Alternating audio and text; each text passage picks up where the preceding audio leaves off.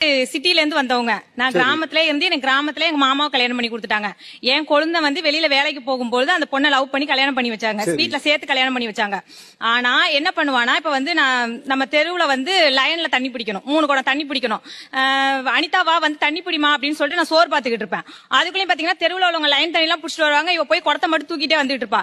என்னன்னு கேட்டா பக்கத்துல உள்ளவங்க சொல்லுவாங்க, உன் தங்கச்சி பேர் அங்க மேக்கப் போட்டுட்டு வந்துட்டு இருக்கா, அதுக்குள்ள தண்ணி லைனே முடிஞ்சு போயிட்டுமா. ஏன் அந்த தெருவுல 2 வீடு தாண்டி தான் சார், கிராமம் தான், 2 வீடு தாண்டி போறதுக்கு ஏன் தலை சீவி மேக்கப் பண்ணி தான் போணுமா?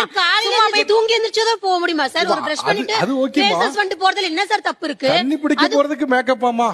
மேக்கப்னா தலை சீவி கூட கூடாதா? அது கொடுத்தா சொன்னா அது எப்படி சார்? பவுடர்லாம் ரொம்ப புதுசா பவுடர் மேக்கப்லாம் அது லைட்டா அது பழகிடுச்சு.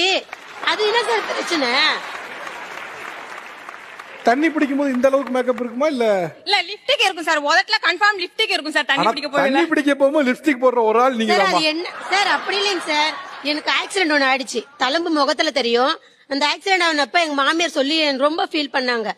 அப்ப எங்க மாமியார் சொன்னாங்க, உனக்கு என்ன நடந்தாலும் பரவாயில்ல, நீ லிப்ஸ்டிக் லைட்டா போட்டுக்க அப்படின்னாங்க. அந்த ஒரு காரணம் தான் சார்.